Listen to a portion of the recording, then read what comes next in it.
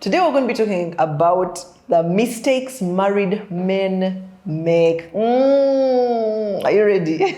Because I am. Let's watch.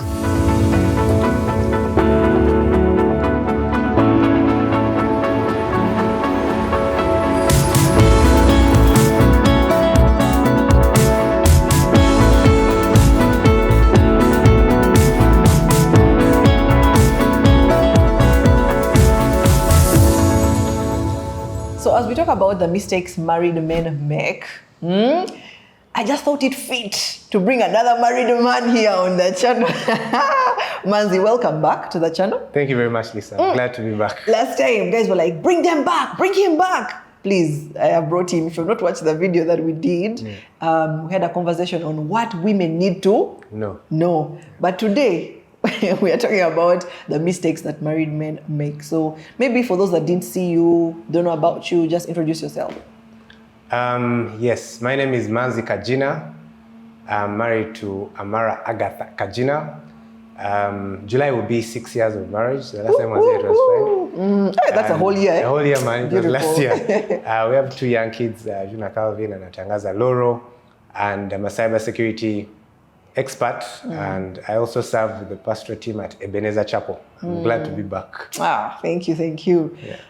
So let's get into it. You know, the last time I did the video on mistakes married women make. I really wanted to do one on men, but I was like, do I have authority to talk to these men? Let me bring another man. So that it can be a discussion. You know. So let us know. You can start us off some of those mistakes that we can talk about. Of course, when you told me about the topic, I thought, what are the mistakes that married men make? So I was coming here to tell them. And I realized, I am a married man. I am a married man. So what are the mistakes that we make, myself included? It's a good one. There are many. And I'll start with the first one, which is not dating our wives. So as men, there's the thrill of the hunt. You're the lion, you're hunting the poor antelope. Then when you catch it, it's now in your grasp. You're just eating it. You chew it. You chew it and then you push. Lions when they're satisfied. Yeah, actually they sleep. So it's a mistake that we make, myself included. You stop pursuing your wife. You stop taking on date nights. You stop telling how beautiful she is and things like that. So it's a real problem. I've spoken to many men and we all struggle with this. You keep giving yourself excuses like, but is it a good use of money? Busy. I'm busy. All the while, when your boys call you, like, yeah, we go. I'm down. So one thing that I've tried to do myself, to be intentional about, is at least once in a week. If you can't do once a week, twice a week, once in a while, date your wife. Take on a date. I have a friend who even told me he didn't know his wife loved going for band night. Some of you might not know your wives like going to the movies or just a simple. It can even be at home without the kids, but you must continue pursuing her. Otherwise, and the problem is, when we stop pursuing our wives, at work, people are pursuing vibing. They are vibing them, they're telling them how good they look, and it's a real challenge for us men, and so that would be one of the mistakes. But then what happens? Because why don't you continue to pursue? Because when you're dating, let me tell you, a guy will go all out. Buy you gifts. Drive to Mukono. He's buying you gifts left, right, and center. But now you're like, this guy was romantic. What happened? So why don't men continue to do that? Is it just being complacent, or they don't value us enough, or what? We are sinners. Let me put it like that. So we always go back to the default settings, which is you become lazy, and it's really serving self. The opposite of being selfish is being selfless. To do that which might not be, because when you get married, dating might not have marginal utility, like there might not be, but when you're dating, everything you do has points up to when she says yes. So if you don't do those things, she won't say yes. But now she already said yes. Now what is it? So there's diminishing marginal utility. And so you feel like I'm comfortable, I'm lazy, so you become complacent. Yet you have to die to self and do that which might not benefit you for the sake of the person that you love. Yeah, so it's going against yourself. Yeah, so how do you manage to make sure that you are on track with these date nights? You have to plan, think about them, because we think about so many things. You think about football, you even plan, I'll watch this game with someone. What? It's just about being intentional. So if you know that you're married, you sleep in the same bed, you have to ask yourself, when was the last time we spoke? I did not pass me the sugar, pass me the tea leaves. No. When did we have a heart-to-heart conversation last? Yeah. So you plan for it, you put aside money, you think about the venue, and then you ask your wife, can we go for a date? And then if she accepts, you go. So it's going against self, if I'm putting it in a nutshell. I really love that explanation of we are sinners, we are selfish, so we're thinking about ourselves. Such a good explanation. So as we're speaking about date night and taking your wives out, men, please know that there's an amazing offer here at Canary Hotel. You know, for 400,000 only, you can get a double occupancy, a bed and breakfast, and a late checkout. Maybe till about 2 p.m. And you can use my discount code LISAK to get a 10% discount on your stay. So please, check out Canary Hotel and you will give your wife an amazing night that she will remember forever. There's something I want maybe you to talk about.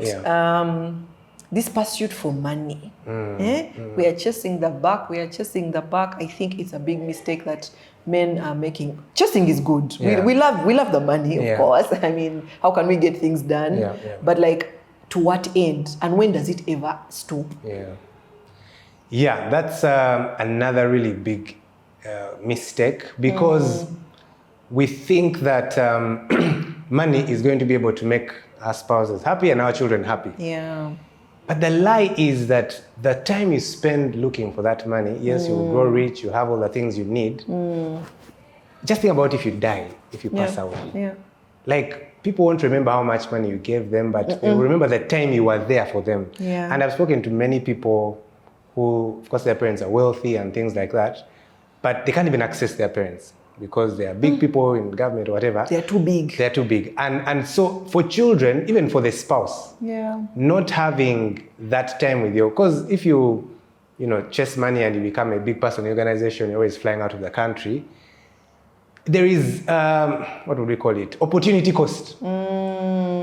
Either you pursue career to the end where you become top CEO, become the richest person, but what is the opportunity cost? Is the opportunity cost your relationship with your wife and children? Most times it is. The other side is, of course, you pursue your marriage and what, you'll not be as wealthy, but there is nothing as good as having a fine marriage. Because the legacy is generational. Like, if your parents had a good marriage, you as the children, you admire marriage. You have a good marriage. Your children will also admire marriage. But if your parents had a bad marriage, you'd be like, marriage for what? So let's cohabit. And you can see it even in statistics, like in the West, where divorce rates are high. The next generation has no value and sanctity for marriage. And so even the generation that comes after will not value marriage. So you have a generation, and you see the family unit. The nation is built on family. So I love what you're doing, by the way, building strong families. Because by building strong families, you're showing people out there that, by the way, marriage is good, family is good, and without family, society breaks down. So and I think maybe it even ties into the point that you just talked about, because we need to redefine what wealth is. And sometimes we say, but I'm doing this for the family. But are you? Are you? Or you're doing it so that you reach a certain level for you. You know, that they may see you, that you wealthy and these things, but what does wealth actually mean? And even if sometimes it means not being very wealthy, call it just being, but you're present at home, your children know you, you know your children, because there are so many fathers who do not know kids' birthdays, do not know what, teachers of the children, like they don't know anything. They don't know friends of the children. They don't know where they hang out, where they spend their time. But then they are providing too much and in excess, you know. But if you have food to eat, you have clothes, you can pay school fees, like, the basics, Sometimes that over pursuit of that prosperity, I think we become tied to it as definition of success. Yeah, Paul says if we have food and shelter and clothing, with these we'll be content. Yeah. And elsewhere, I think also in Matthew, it says, what does it profit a man to gain the whole world and lose his soul? Because you cannot have both. We will try and convince you that you have both, gain the whole world and have your soul, but you can't. You either have your soul and lose the whole world, or you have the whole world and lose your soul, which of course means family, relationships, children, wife. Will struggle. Yeah. So I think it's a call to the men. Like, yes, sometimes even the wives are the ones pressuring, by the way. Yeah. When are we building? Yeah. The Kajinas have a big house. And then, say amen. Yeah. You know, and then the man is like, banange. Yeah. But there was a story of a man who, the wife wanted a really nice car, you know, so he wanted to surprise her, but of course he couldn't afford it in the time. Yeah. So he kept working, and his goal was, I need to buy my wife this nice, amazing car. Yeah. So in pursuit of that, he wants to surprise her, but of course she's not aware of this surprise that you want to do. So years came, he's working. He of course, they were not united anymore, because he's trying to get that. And that was his goal. I need to give my wife this car. And finally, when he was able to buy it, the wife was like, I'm not even interested in you anymore because you have lost that touch. So sometimes we are chasing those things and we lose the connection. And it comes back to the whole self thing. You're doing this thing to give her this new car so that you feel good about yourself. I provided a car for my wife. And then at the end of the day, if you really go down to the bottom, deep, don't get on the surface, just go deep. What were you looking for? You were looking for accolades, praise. Like, can you imagine? Kajina bought his wife a car. Guys are talking about you. Serious. So if you peel back the surface, you'll discover that you were doing it for yourself. You wanted to make your wife happy, but your wife is happy because you bought her this car. And yet, that brings me to number 3, if I may. Yeah. Communication. How we communicate. You want to do all these things in the background, then just appear, bam, like Superman. I have provided ABCD. Yeah. And yet, most times you might be in error, right? If you say, I'm going to buy a piece of land, build apartments, then get ready, then I'll bring a big, without her knowing, chances are that, one, you're not going to, if things go astray, or if things go offside, you won't tell her. Yeah. And that's family resources and time that cannot be gotten back, that has been spent, that can't be replenished. Yeah. So I think when we communicate our hopes and visions and plans, even I want to buy you a car, that kind of communication. Yeah. Because marriage is about oneness, trying to build one. We're going together. Yeah. Now, if I go alone, I do all these exploits, then I come back and say, see what I've done for you. You left me behind. You're not working with me. What's up? I really like that. And I think communication is a challenge that men face. We have so many married bachelors. Like, you're married, but you still want to do things alone, solo. You don't want to talk, you just want to inform. I'll do this, I'll just inform her, you know? And it leaves that gap.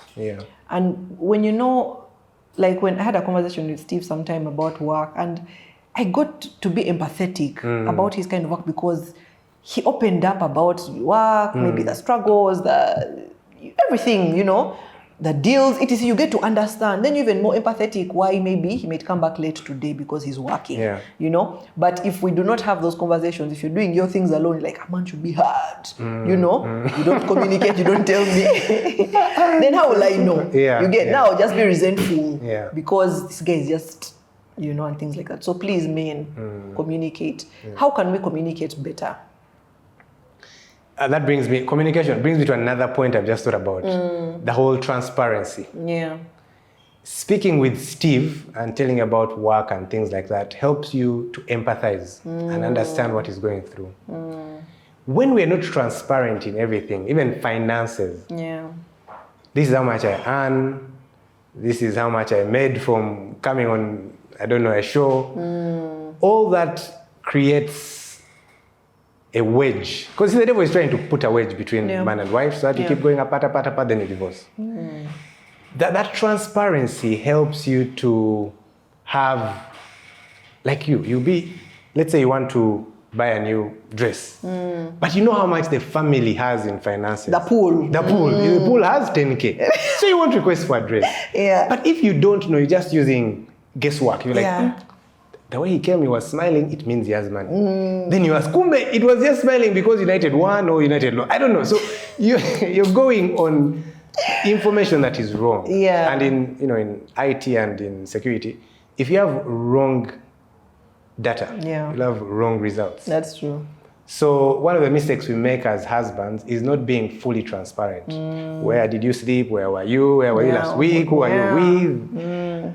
And all the while you be thinking, no, I can manage, I got this. You go out with your friends, you go out with ladies at work, and when things fall apart, when things fall apart, you come back.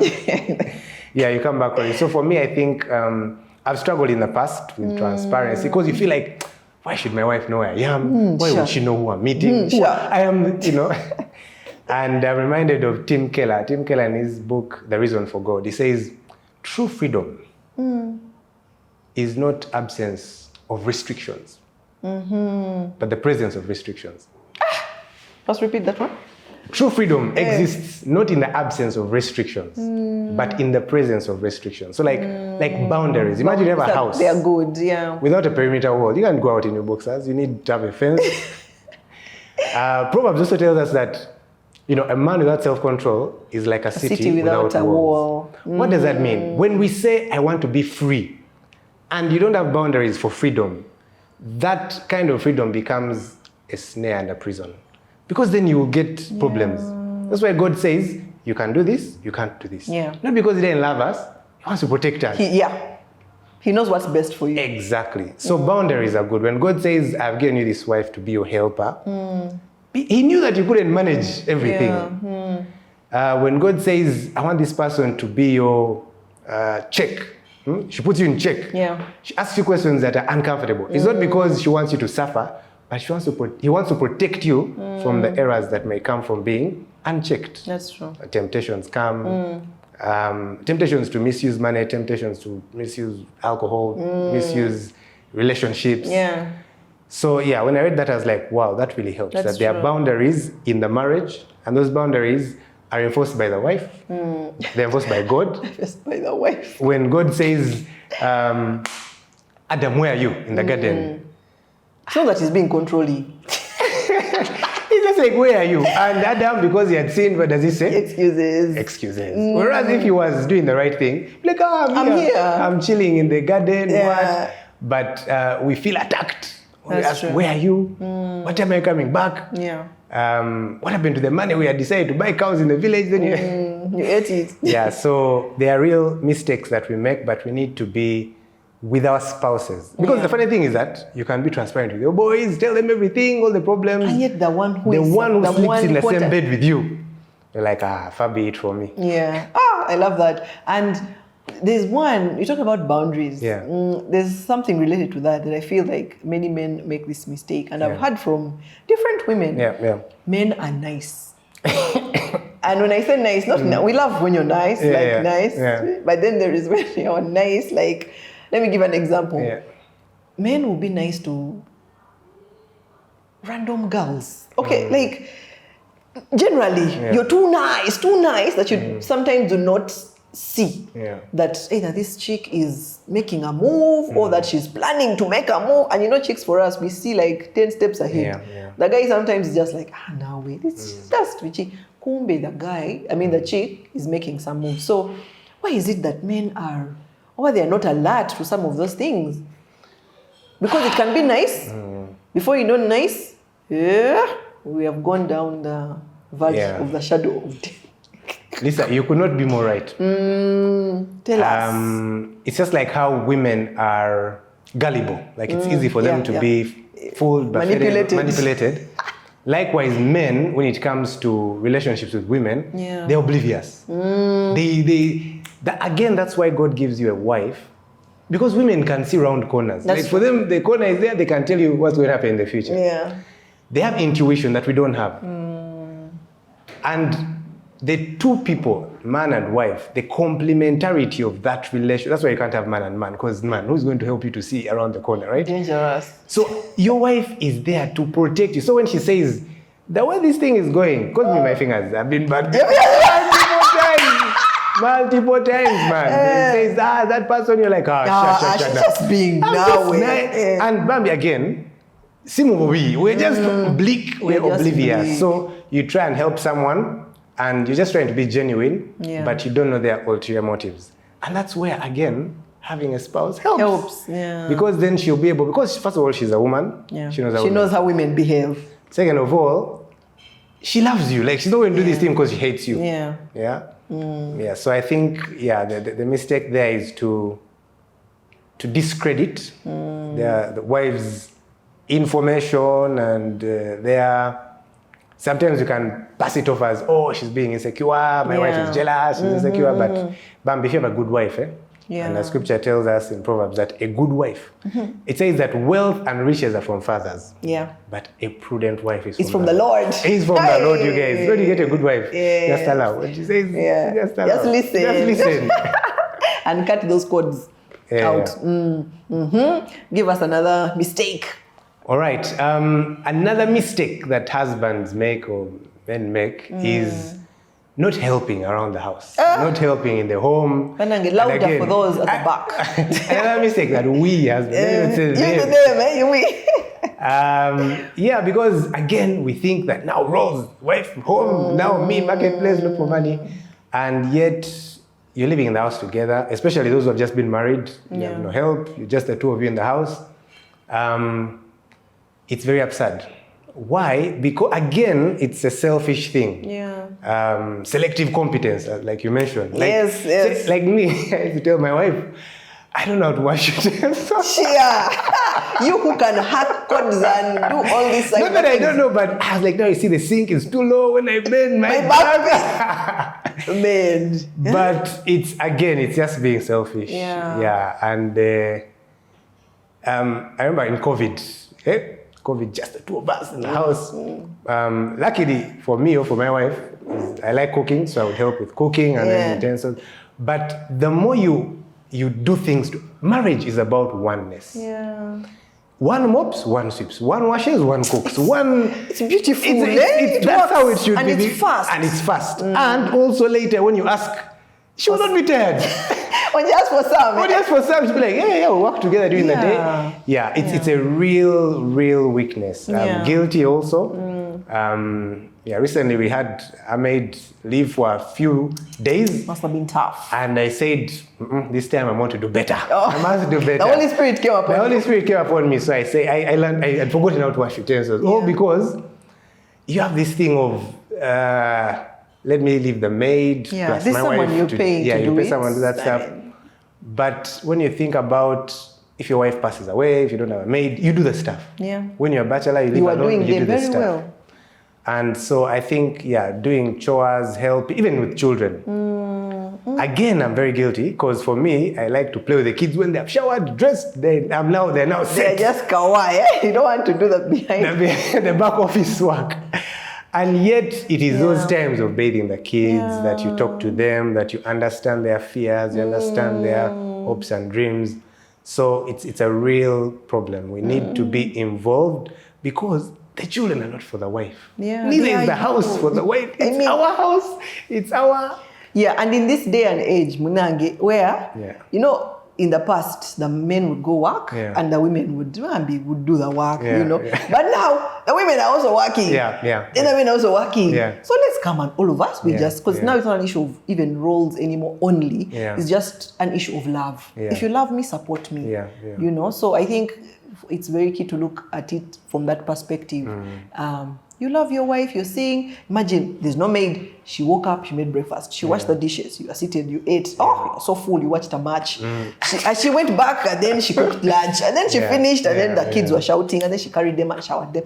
Like, Manang, don't you look at her and say, Manang, I love her. Let me just help her to put out the clothes that the kids are going to wear. Like simple things. I think it goes a long way. So please, men, we need to do better. I agree. There's a way in which we detach ourselves.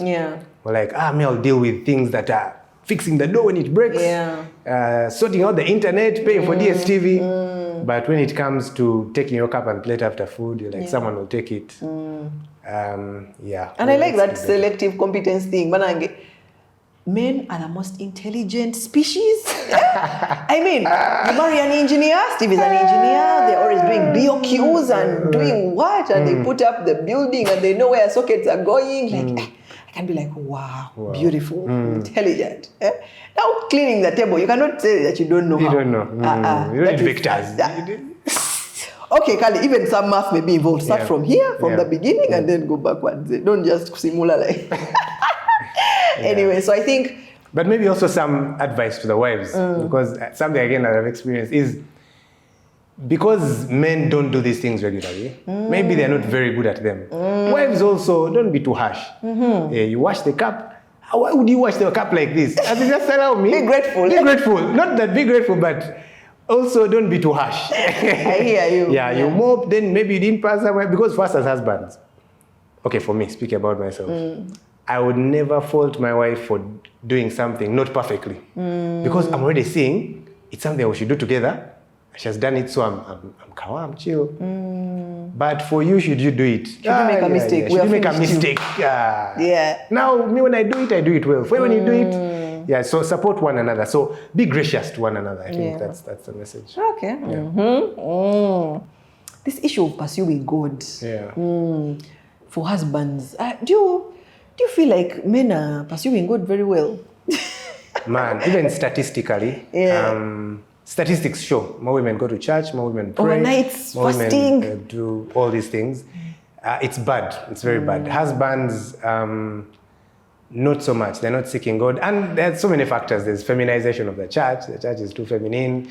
Worship music is for singing 10 Hey, by the way, I think he talked about it. Dennis spoke about it very well. Over the years, the church has become more and more feminized. So men feel like, it's not a space that... exactly. Because when, first of all, the truth is not taught, when the pulpit is not protected, teaching the word of God properly, if it's motivational speeches, you'll get it from home. So one of the factors is that. But the other factor is that all of us struggle. It's not like some of us find it easy to pray, to read the word, to have quiet time. All of us struggle. But it's, again, that idea that men feel like they're self-dependent. They can depend on themselves. Whereas wives, for them, they look at their weaknesses and they're like, we know. They surrender to God. So you find the wives are reading The Power of a Praying Wife. Now he's there for praying man. It's there, but do husbands read it? They can't read it. They don't read it. Already reading is a problem. It's a problem. So the antidote to that is you yourself trying fellowship. Marriage fellowship, but also men's fellowship. Because there are some men who have decided to become serious about these things. Become serious about seeking good company, seeking godly counsel, seeking God, serving their wives. Because when you see most of the struggles that are in marriages, the first thing, like they say, Rome didn't fall in a day. First, kick out Christ. That's the first thing. If the husband is not going to church, he's unchurched, he's not praying, the marriage won't last. For Christian marriages. Why? Because Christ being the center of your marriage, the Holy Spirit convicts you of sin. When you do something wrong, you go and say, I'm sorry. If you need advice and wisdom, you pray. But the moment you don't have Christ, that's what happened in Rome. They kicked Christ out. What follows? Gluttony. After that gluttony, there were orgies. After that, the whole Roman Empire collapsed. So that's how marriages begin to collapse. When you are vibing high, you are meeting at church. After, you're like, this Sunday, we'll go next Sunday, it's raining. We're tired. Bambi, the men, I want to encourage you that if you are not chasing after God, you will not survive in marriage because marriage is difficult. You cannot do it in your own strength. You have to seek God. You have to seek godly fellowship. And I was going to ask you, what are some of the things you're doing as a husband to continue that? Like some good tips, because as a man, you know the challenges they face, but you as you, what do you do to keep plugged in? Read your Bible every day without fail. Come rain, shine, hail, sleet, even if you read one verse. Yeah. Because Psalm 119 tells us, how does a young man keep his way pure? By hiding his word. We must become like David and say, I love your law. I meditate on it day and night. Because in there is where we find wisdom and clarity. Because if we want to know what God says about a matter, you'll not be there saying, I'm hearing God's voice, read the Bible. Secondly, fellowship. For me, I got married and immediately I joined fellowship with my wife. We're in Hitched, we're in other fellowships. Because if you're not in fellowship, you might think you're the first to suffer. Like marriage is what you are suffering, like people are suffering. So when you go for fellowship, you're like, hey, I'm not alone. Someone once told me that if we're all hanging our problems on a line, and they told you to pick someone else's problem, you go back and pick yours. You look at people's problems, like, give me back my thing, my issue. Because people have, so when you go for fellowship, it's not that you're going to laugh at us, but it encourages you, like, hey, you mean there's life after, then you continue. And so, how are you doing it? Maybe I can. So fellowship has really helped us a lot. We've been in fellowship for the last 6 years. There's that greater fellowship of husband and wife. Then there's the one of men. So I belong to a men's fellowship. We meet on a weekly basis. Steve is in that group. We thank you for that and group. You encourage, when you come for that meeting and you say, hey, this happened, the guy's like, you're not the first. There's life after. And then you're encouraged. So fellowship, studying the word, again, looking out for people who have good marriages. Because some people have good marriages. Hey, look at Lisa, like, tell me, what are you doing? What are the things? Counseling. Counseling has a bad rap. People think it's when things are bad. When things are bad. And even us in the church, we focus on premarital counseling, but not postmarital. And in premarital, no one hears anything. But you're excited, You have been there. You hear like, we'll do this. But conflict, you're like, we love each other. There's no way we can be conflicted. When you get in the marriage, you actually need counseling then. Actually, we should remove premarital counseling and let's have postmarital counseling. We need both, you guys. To be honest, guys don't hear anything. It's when you get inside there, and then you get problems, and you're like, okay, so I think those are the things. The other things would be, of course, prayer, depending on God. I remember a time in my marriage when things were tight. I went to a friend of mine, I told him, wait, that stuff is tight. I told him, man, just pray. It seems like a cliche. That's like, Christians, you always just pray. Please give us real practical solutions. My friend, prayer is the most practical solution. If you pray for your spouse, it will be very difficult for you to be angry at them. If you pray for your spouse, it will be very difficult for you to have ill will toward them. If you pray for your spouse, you will empathize with them. And I cannot put it any other way that even Jesus, he took time to pray. He's like, man, let us heal these guys. Went to a desolate place and prayed. Even when he was going to be crucified, he went to the garden and prayed and cried, even bled. But for us, we look at prayer as a trivial thing. Like, prayer, what does prayer do? But prayer is the means of grace that God has given us to partner with Him in this world. And, there was a verse we're reading. Is it in Ephesians? The prayer breaks strongholds. Like, imagine a stronghold. Prayer can break it. So I think we shouldn't downplay the power of prayer. And then there is something else that it has come up a lot, you know. People keep talking about men not living and cleaving. Their families are they are so attached. Not that you should be detached, but live and cleave, you know. I don't know if you've heard of this challenge and what's wrong with men not living? It's a weakness, I think, especially if the mother of the husband is also not giving the couple space. It's difficult because you see now, there's a certain respect that you have for your mother. There's a way in which you simply can't say no, you can't. So if the mother is overbearing, then it's going to be a problem. And to be honest, I don't know the solution to it. The hope is that now the wives will not now do the same thing with their sons. Because the relationship between, like now for you, you're so in love with King and what, you may become that mother who is like a helicopter mom. They're checking on the marriage. Are you guys wow, what's up? Yeah. Because the baby's not coming, what? Things like that. It's true. Men, sometimes you leave, but somehow you've not really left. Yeah. Even when you're choosing a home, choose nearer to the... You don't choose the wife's side. You choose this side of the husband. Hey, when you're going for Christmas, where do you go? This side, right? It is what it is. I don't know. Yeah, but I think also putting boundaries in place there at the onset can really help, and sticking to them, because like I can't address Steve's people. Yeah. Like if there's an issue, he should be able to address them, and then me, I also address mine, so that no one is seen in a certain light. But if you go and tell your mom, mommy, no, you can't come every day. You get it? She will be more willing or more alert or listen to you than me if I tell her, I should be like this chick. This is me too much. Don't you know this is my son, you know? So I think boundaries really help.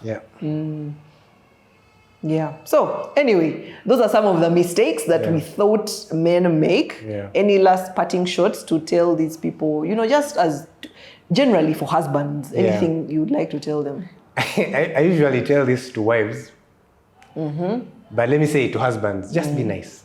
It seems again like something very trivial and very simple, but because of the problems we have in the world. Even Jesus tells us, in the world you'll have many troubles, but take heart, I've overcome the world. You cannot afford to be mean towards your wife, to be harsh and brash and cruel.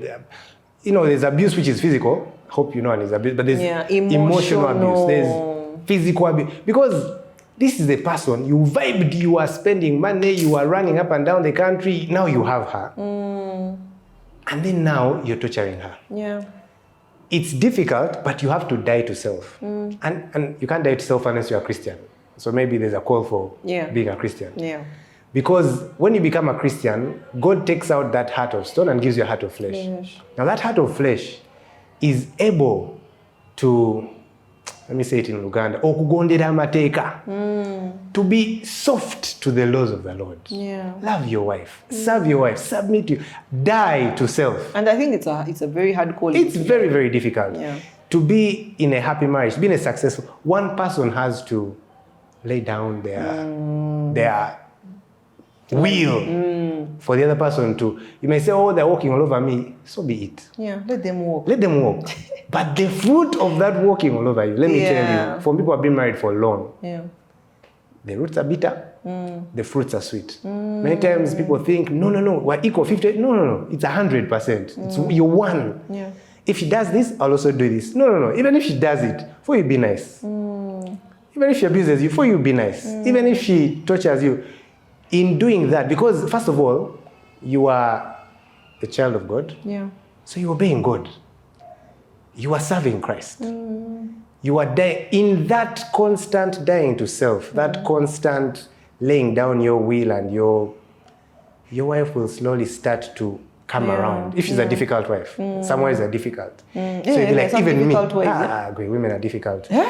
If she's difficult, and even you decide to go difficult, you'll clash. And there's that verse that talks about, you may know it, you may cite it better, but if you treat her harshly, your prayers will be hindered. That verse is very much there.